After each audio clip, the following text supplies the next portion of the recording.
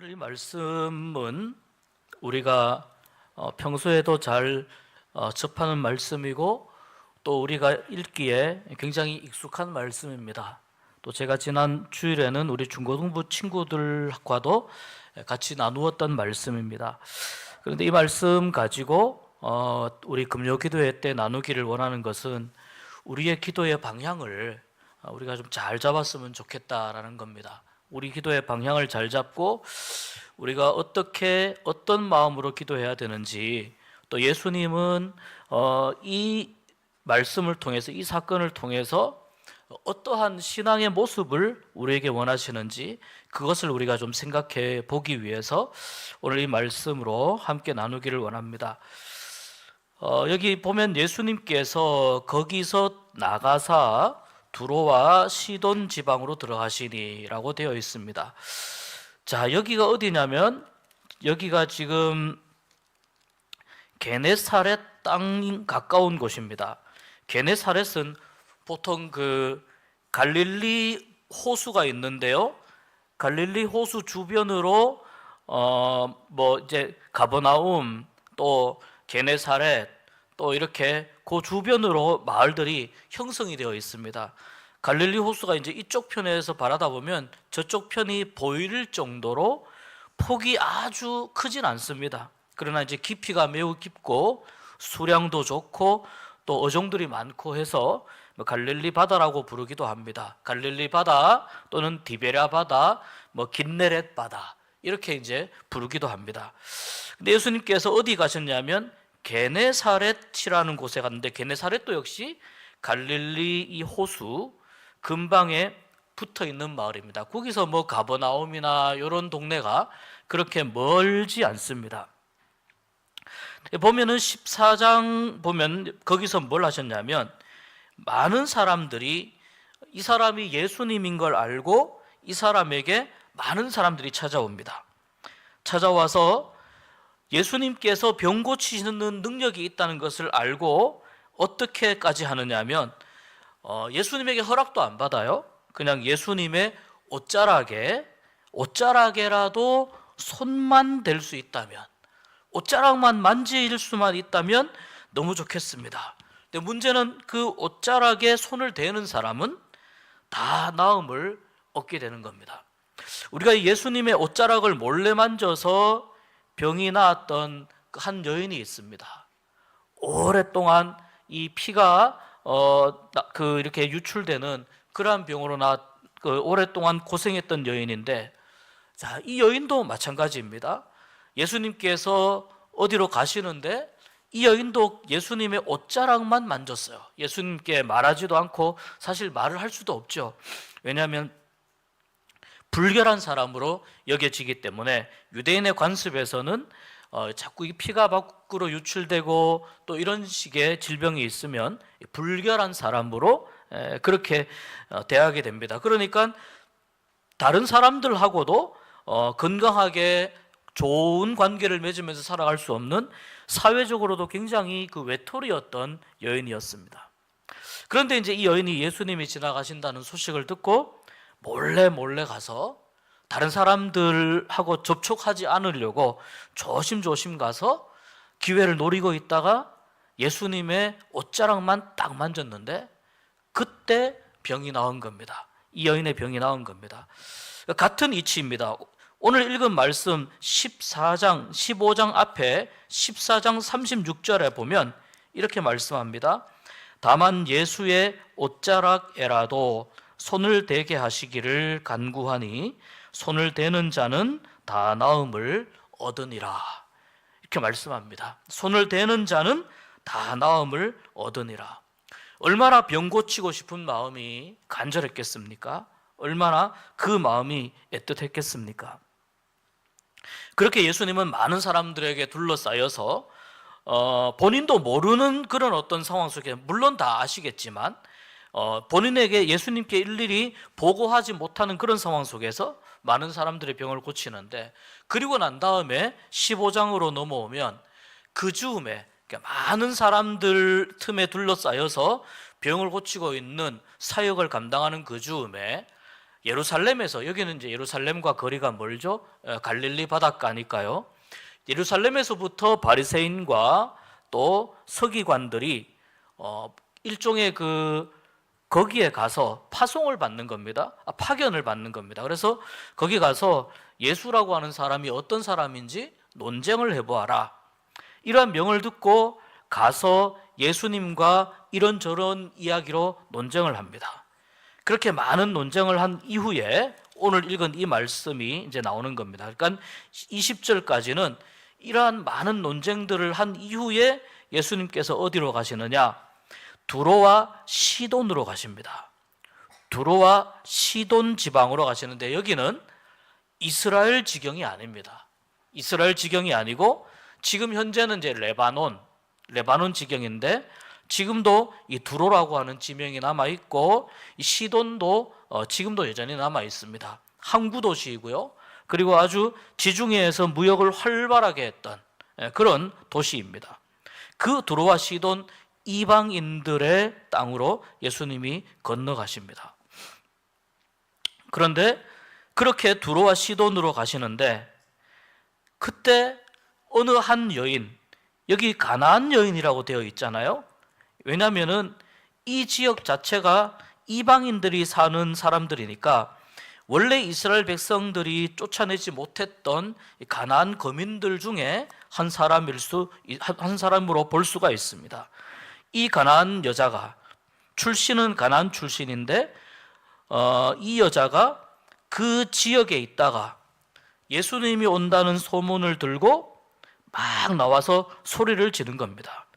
소리를 지르는데요, 주 다윗의 자손이여 나를 불쌍히 여기소서, 내 딸이 흉악하게 귀신 들렸습니다. 자, 어떻게 하느냐면 말을 굉장히 정확하게 합니다. 주 다윗의 자손이여 나를 불쌍히 여기소서. 이 가나안 여인에게는 예수님이 다윗의 자손이건 예수님이 아니면 뭐 다른 지파 누구의 자손이건 사실은 별로 상관이 없어요. 이 여인은 가나안 여인이기 때문에. 그런데 이 여인이 예수님을 부를 때 처음에 주님이라고 하고 다윗의 자손이라고 하잖아요. 주님 그리고 다윗의 자손이요. 아마도 이 여인은 예수님에 대해서 좀 뒷조사를 해봤던 것 같습니다. 조사를 해보니까 예수님이 사람의 족보로는 다윗의 자손이다라고 하는 것을 이 여인이 이제 알게 되었고, 그리고 예수님께서 하시는 일들이나 선포하는 말씀이나 이런 것들이 사람에게서는 나올 수 없는, 병을 고치거나 귀신을 쫓아내거나 이런 일들이 사람으로서는 할 수 없는 일이라는 걸 알기 때문에 이 여인은 예수님을 부를 때 주 다윗의 자손이여라고 부르는 겁니다. 그러니까 가장 예수님을 어떻게 보면 정확하게 부른 거죠. 가장 정확하게 부른 거죠. 나를 불쌍히 여기소서, 내 딸이 흉악하게 귀신 들렸나이다. 여러분, 귀신 들린 사람 한번 만나보신 적 있으십니까? 그 만나본 경험이 아마 있는 분들도 계실 텐데 굉장히 여러 다양한 반응들을 합니다. 그런데 이제 특히 이 귀신 들린 사람의 가장 큰 특징은 뭐냐면은 일반적인 사람이 가지고 있는 어떤 힘이나 어떤 뭐 능력이나 이런 것들하고는 좀 다른 차원의 이 힘을 발휘합니다. 저도 이제 이렇게 사역을 하다가 보면은 그런 경우들을 가끔 만나게 되는데, 제가 학교 다닐 때 만났던 귀신 들린 사람이 그랬습니다. 정말 이 사람이 예배 시간에 막 소리를 지르고 예배를 방해를 하는데요, 마침 그날이 비가 부슬부슬 내리는 수요일 저녁 예배였습니다. 약간 벌써 분위기가 좀 음침하잖아요, 분위기가. 그런데 이 사람이 왔습니다. 교회에 왔어요. 그 사람이 동네에서는 이미 정신이 나간 사람이라고 이미 동네에서는 다 알고 있는데, 문제는 이 사람이 교회 안에 들어오는 것을 아무도 제지를 못한다는 거예요. 장정 남자 2-3명이 가서 붙어도 이 사람이 힘 한 번 쓰니까 진짜 나가 떨어지는 거예요. 그렇게 정말 나가 떨어지고 굉장히 이해할 수 없는 그러한 힘을 쓰는 것을 보았습니다. 그리고 귀신 들린 사람은 계속해서 예배를 방해합니다. 어떤 식으로든 예배를 방해합니다. 여러분, 우리가 금요일에 또 수요일에 또 새벽에 주일날 우리가 교회에 오는 데 있어서, 집에서 교회에 오는 데 있어서 아무 일도 없이 교회에 도착했다면 하나님의 은혜입니다. 그게 하나님이 은혜 베푸신 거예요. 집에서 교회에 오는데 무슨 일이 생길지 어떻게 합니까? 한 치 앞도 모르는 건데 무슨 일이 생길지 어떻게 합니까? 그러니까 우리가 평상시에 아무 일 없이 오늘 저녁 금요 기도회네, 그렇게 지난주까지는 다니엘 기도회 했고 이제 금요 기도회네, 조금 있으면 금요 기도회 또 방학하겠네, 열심히 나가서 기도해야지, 이러한 마음으로 교회에 나와서 기도할 수 있다는 거, 이게 굉장히 큰 은혜라는 거예요. 항상 사탄은 우리 주위에서 우리가 믿음의 길로 나아가려고 하면 어떤 방식으로든 방해를 합니다. 그런 경우들을 참 많이 만납니다.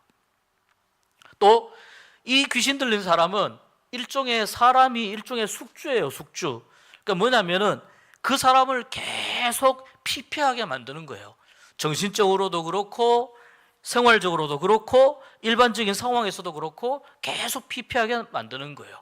변화산에서 사흘 동안 있다가 예수님과 그 몇몇 제자들이 변화산에 사흘 있다가 변화산 밑에 딱 내려왔을 때 만났던 어느 한 아이의 아버지, 귀신 들린 아이의 아버지도 그 아들을 뭐라고 이야기했냐면, 귀신이 우리 아이를 죽이려고 합니다.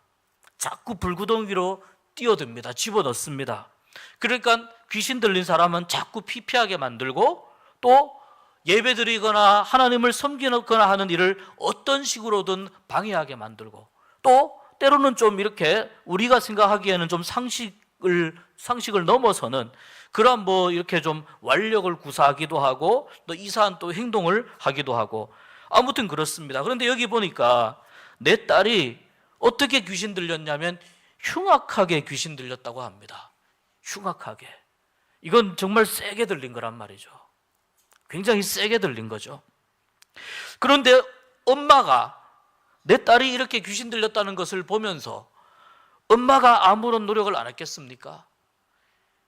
용하다는 점쟁이는 다 찾아다녔을 거고, 용하다는 아주 도사들은 다 찾아다녔을 거고, 무언가 좀 효력이 있다 싶으면 다 찾아다녔을 거고, 그랬을 거라는 거죠. 그런데 자기가 그렇게 노력을 해도 이 귀신 들린 딸을 고칠 수가 없는 거예요. 그런데 어떤 이유인지는 모르지만 예수님께서 지금 이 이방인들이 살고 있는 두로와 시돈으로 예수님께서 가실 일이 없는데 이쪽으로 말하자면 우리 동네로 온다는 거예요. 우리 동네로 온다는 소문을 듣습니다. 그것도 어떻게 보면 좀 조사를 했는지도 모르겠습니다. 지금 예수님이 어디에 머무르고 있고, 거기에서 어디로 이동을 하고, 엠마오로 이동을 하고, 거기서 어디로 가고, 어쩌면 이걸 다 조사를 했는지도 모릅니다. 그리고 내가 반드시 내가 저 예수님을 만나야 되겠다. 누구를 위해서요? 딸을 위해서. 딸을 위해서 내가 내 자신이 무너지더라도, 내 자신이 망가지는 한이 있어도 예수님을 만나서 내 딸의 문제를 해결하겠다. 그러니 멀찍이 서가지고 이 여인이 뭐라고 부르냐면 주 다윗의 자손이여. 이미 벌써 여기에서 게임이 끝난 거예요. 주님입니다. 당신은 나의 주님입니다. 여러분은 기도할 때 예수님을 어떤 호칭으로 부르십니까? 주님이죠. 주님입니다. 그리고 다윗의 자손에게서 이러한 메시아가 날 것이라고 하는 그러한 성경의 예언처럼 다윗의 자손, 주 다윗의 자손이여 소리를 지릅니다. 근데 보십시오. 예수님과 이 여인 사이에 굉장히 재미있습니다. 예수님이 저 멀리에서 소리를 지르는데 분명히 예수님이 관심 가지고 귀 기울일 만한 그런 이야기예요. 내 딸이 흉악한 귀신이 들렸습니다. 그런데 예수님이 아예 외면을 하는 거예요.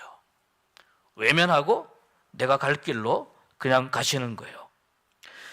예수님이 외면을 하니까 굉장히 민망한 상황이 되었습니다. 예수님이 저럴 뿐이 아닌데, 옷자락에 손만 대어도 예수님이 얼마든지 병을 고칠 수 있는 분이신데, 멀리 떨어져서 이야기해도 얼마든지 고칠 수 있는 분이신데, 근데 예수님이 외면하는 게 좀 이해가 되지 않는 거예요. 제자들이 이야기합니다. 그 여자가 우리 뒤에서 소리를 지르오니 그를 보내소서. 계속 저렇게 소리를 지르니까 이 여인을 조용하라고 하든지 문제를 해결해 주든지 빨리 어떤 식으로든 집으로 돌아가게 해 주십시오. 예수님께서 이 여인에게 이야기한 첫 마디는 이거예요. 나는 이스라엘 집에 잃어버린 양 외에는 다른 데로 보내심을 받지 아니하였다. 무슨 뜻입니까? 나의 사역의 우선순위는 이스라엘 백성들이다. 이스라엘 안의 백성들이고 이스라엘의 잃어버린 양에게만 나는 관심이 있다. 그 외에 난 별로 관심이 없다. 말하자면 예수님의 어떤 사역의 우선순위를 말씀하시는 겁니다. 그리고 또 한 가지, 왜 예수님이 이렇게 말씀하셨는가 조금 이따가 또 살펴보겠습니다. 그러니까 이 여인이 예수님께 달려옵니다. 제자들이 만류하고 하는데도 예수님께 달려와서 여기 보세요. 또 주여라고 부릅니다. 선생님 아닙니다. 예수님을 랍비어라고 부른 사람들 되게 많았습니다. 그런데 주여라고 부릅니다. 이미 이 여인은 예수님이 어떤 분인지 이미 고백할 수밖에 없는 상황입니다. 저를 도우소서. 저를 도와주십시오. 예수님이 말씀합니다. 대답하여 이르시되 자녀의 떡을 취하여 개들에게 던짐이 마땅하지 않다. 자녀의 떡을 취하여 개들에게 던짐이 마땅하지 않다. 여인이 이야기합니다. 주여 옳습니다마는 개들도 제 주인의 상에서 떨어지는 부스러기를 먹습니다. 주인이 먹다가 남기는 밥이라든지 이런 것들이 땅에 떨어지면 개들도 그 부스러기를 먹으면서 살아갑니다. 그 부스러기로 살아갈 힘을 얻고 그 부스러기를 먹으면서 생명을 유지합니다. 이 말을 듣자마자 예수님께서 이 여인에게 말씀합니다. 여자여, 내 믿음이 크도다. 내 소원대로 되리라 하시니 그때로부터, 이 말씀이 선포된 그때로부터 그의 딸이 나으니라. 이 딸은 아마 여인과 같이 오지 못했을지도 모릅니다. 아니면 여인과 같이 왔다면 아마 굉장히 복잡한 일이 일어났을지도 모르겠습니다. 그러나 좌우지간 이 딸이 여인과 엄마와 함께 있거나 아니면은 이 딸은 집에서 다른 사람이 돌보고 있거나 간에 예수님은 이 여인이 지금 고하고 있는 것들, 예수님께 아뢰고 있는 그 내용이 무엇인지 정확히 파악을 하시고 내 믿음이 크도다, 내 소원대로 되리라, 이렇게 말씀하십니다. 자, 오늘 이 말씀이 21절부터 28절까지입니다. 제가 아까 말씀드린 대로 요 앞에는 예수님께서 어디 계시냐면 게네사렛 땅이라고 하는 곳에 계시는데요. 게네사렛에서 이루어진 대표적인 일이 뭐냐면은 수많은 병자들을 치유한 것. 여기 보면은 14장 36절 수많은 병자들을 치유한 것, 그리고 서기관들과 바리새인들과 또 논쟁한 것이라고 볼 수 있습니다. 자, 예수님께서는 지금 가만히 있어도 사람들이 막 몰려오는 그러한 상황 가운데에 많은 사람들이 예수님이 누구신지, 예수님이 어떤 분이신지에 대해서 많은 사람들이 관심을 가지고 사람들이 몰려오는 그런 정도의 수준의 위치에 있게 되었습니다. 그런데 그렇게 있을 때마다 예수님은 이 사역을 하는 일들이, 또 많은 병자들을 고치는 일들이 물론 굉장히 보람 있는 일이기는 하지만 이 일들과 함께 사두개인들과 또 바리새인들, 이 사람들과의 논쟁을 하시느라 상당히 많이 지쳤을 가능성이 있습니다. 왜 예수님께서 두로와 시돈에 가셨을까? 좀 다른 방향에서의 관점입니다만 예수님께서 사역이 굉장히 힘들고 사역이 굉장히 지친 상태에서 잠시 머리를 식히러 두로와 시돈으로 갔을 수 있습니다. 거기는 일단 유대인들이 적으니까, 유대인들이 없고 또 거기는 이방인의 땅이니까 여기에 가면은 조금 안심하고 머리를 좀 식힐 수 있겠다라는 생각을 하신 겁니다. 그래서 예수님이 나는 유대인들에게만 보냄을 받았다. 다시 말하자면 여기 지금 두로와 시돈에서는 굳이 내가 할 일이 없다, 그런 의미입니다. 두로와 시돈에는 굳이 내가 할 일이 없다. 많은 사람들의 형편을 듣고, 많은 사람들의 아픔을 듣고, 많은 사람들을 고쳐주고, 그러한 일들을 계속해서 반복하면서 예수님도 피곤이 쌓이는 거예요. 또 예루살렘에서 온 바리새인들과 서기관들과의 논쟁으로 인해서 상당히 피곤한 상태였습니다. 뿐만 아니라 심지어는 제자들도 예수님이 하시는 이야기를 제대로 이해하지 못했기 때문에 제자들에게 예수님은 일일이 설명을 해 주셔야만 했습니다. 그런데 예수님의 입장에서는 이제 유대인들이 없는 지역으로 가시는, 머리를 좀 식히러 가시는 그러한 상황이지만, 이 가나안 여인에게 있어서는 예수님께서 유대인들만 위해서 오셨든지 아니든지 간에 그게 상관이 없는 거예요. 무조건 내 딸이 나으면 되는 거예요. 무조건 내 딸이 예수님께서 고쳐주시기만 하면 되는 거예요. 그러니까 우연히 예수님은 두로와 시돈으로 발길을 돌렸는데, 거기에서 이 가나안 여인이 우연히 두로와 시돈으로 오신 예수님을 만나게 된 겁니다. 그 길목을 기다렸는지, 아니면 정말 이 여인도 예수님이 지나가는 그 길로 정말 결사적으로 찾아가서 예수님이 가는 길 위에서 불렀는지 모르겠지만, 우연히 만난 예수님, 그리고 이 여인에게 일생일대에 한 번 올까 말까한 그 기회, 한 번 올까 말까한 예수님을 만나는 그 기회를 이 여인이 놓치지 않았다는 게 중요합니다. 처음이자 마지막으로 예수님을 만날 수 있는 이 기회를 이 여인은 놓치지 않았다는 거예요. 그런데 보십시오. 3년을 예수님과 함께 살았던 제자들은 어떻습니까? 3년 동안 함께 예수님과 생활을 했고, 함께 예수님의 기적을 보았고, 예수님의 가르침도 보았습니다. 근데 오늘 마태복음 이 15장에도 보면 이 제자들은 여전히 예수님의 가르침을 이해하지 못하고, 예수님이 어떤 분인지 잘 이해하지 못하고, 또 예수님께서 베푸시는 많은 이적들과 기적들이 무엇을 의미하는지 제자들이 잘 깨우치지 못합니다. 조금 있으면 자기들을 떠나서 십자가에 못 박히셔야 되는데, 그렇게 십자가에 못 박히셔야 할 그 예수님의 앞으로의 사역의 여정에 대해서도 이 제자들은 별로 관심이 없습니다.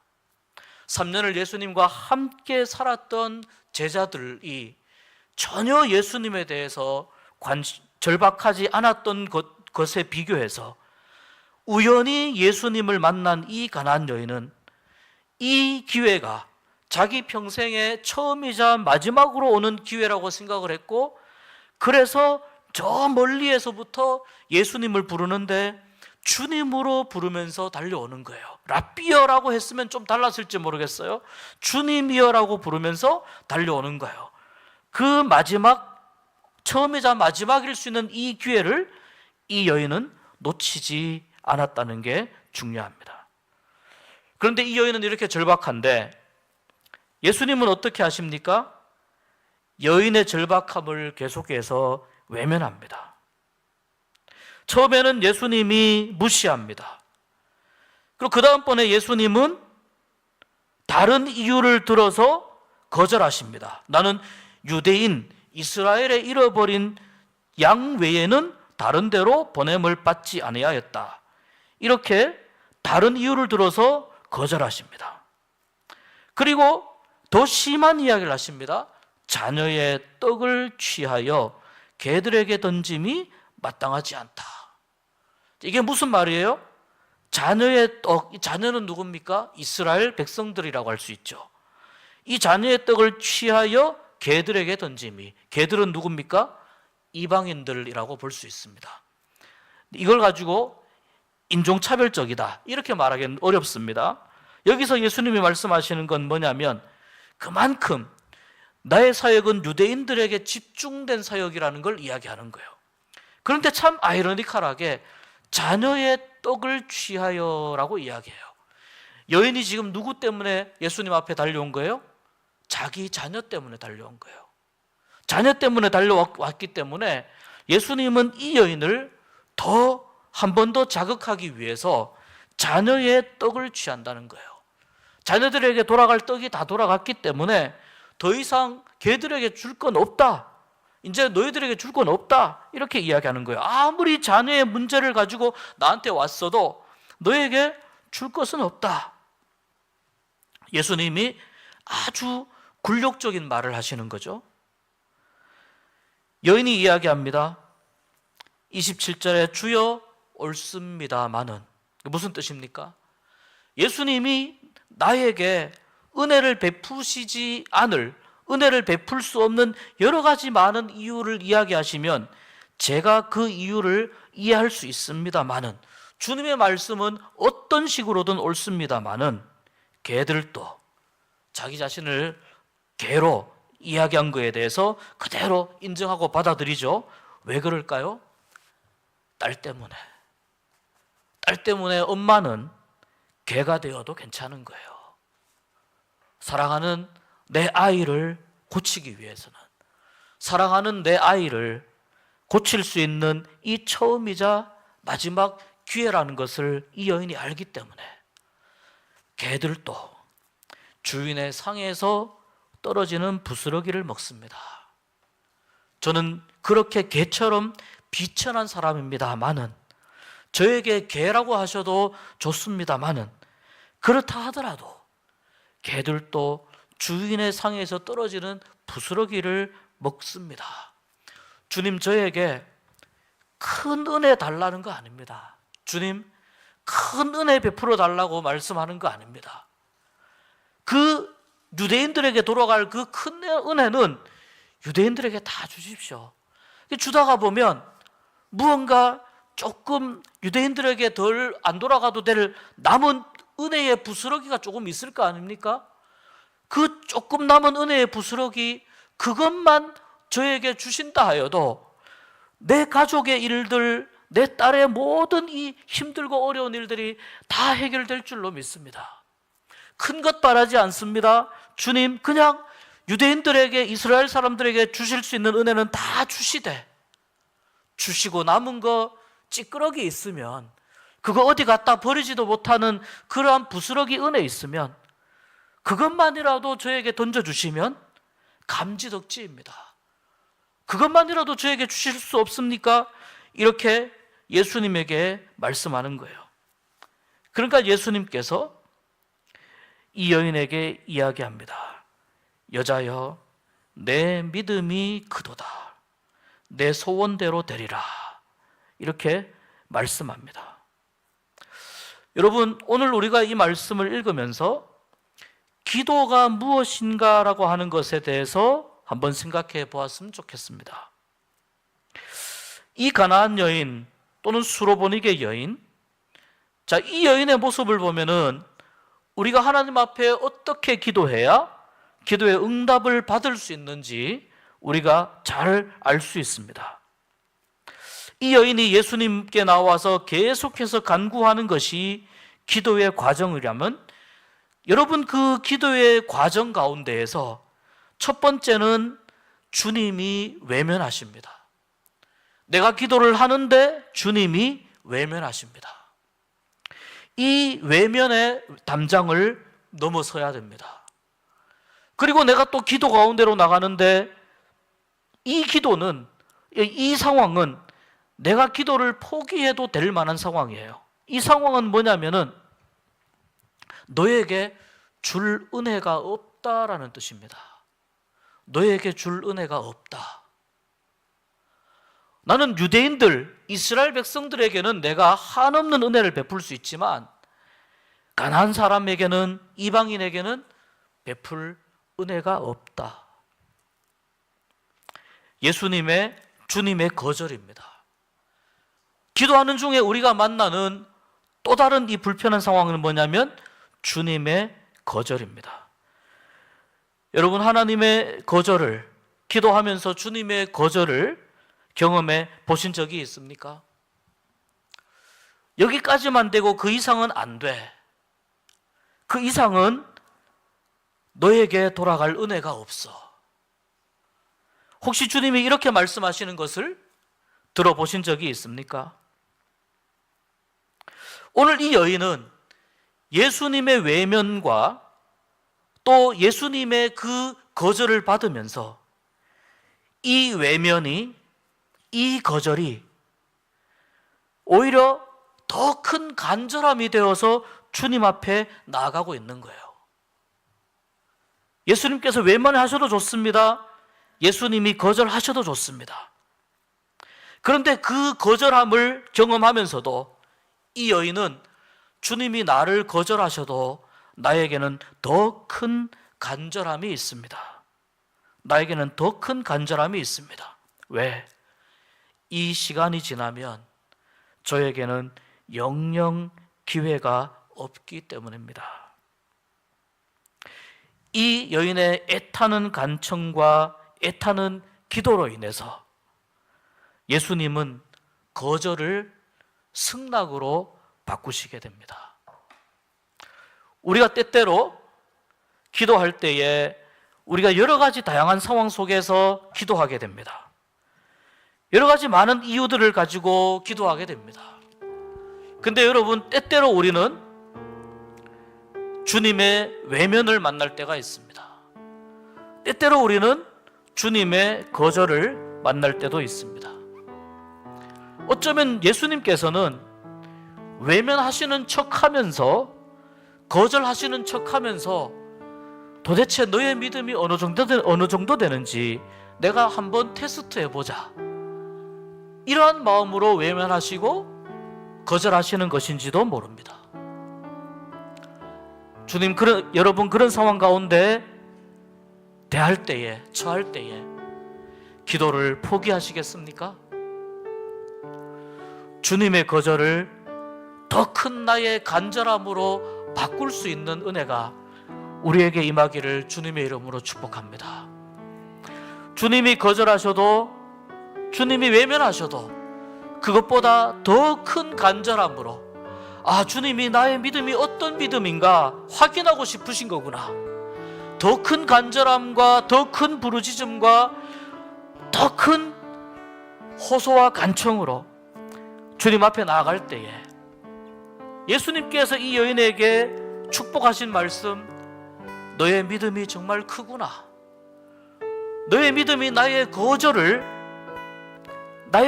승낙으로 바꿀 수 있을 만큼 너의 믿음이 정말 크구나, 이러한 주님의 선포와 인정을 받을 수 있다면 우리가 얼마나 좋겠습니까? 우리 이 시간 함께 찬양하면서 기도하기를 원합니다. 주님, 내 믿음이 연약하지만 그러나 주님의 외면과 주님의 거절을 만날 때에, 그때에 내가 주님 앞에 메어 달리는 이 믿음이 결코 작지 않습니다. 이 시간이 지나고 나면은, 처음이자 마지막일 수 있는 이 시간이 지나고 나면 주님의 은혜를 누릴 수 없을지도 모르겠습니다. 그렇기 때문에 내가 오늘 이 시간 주님 앞에 간절히 주님의 은혜를 구하며 부르짖게 하여 주시옵소서, 주님을 주님으로 인정하게 하여 주시옵소서, 주님으로 부르게 하여 주시옵소서. 이러한 믿음의 간구, 이러한 마음의 찬양으로 나아갈 수 있는 우리가 될 수 있기를 간절히 소망합니다.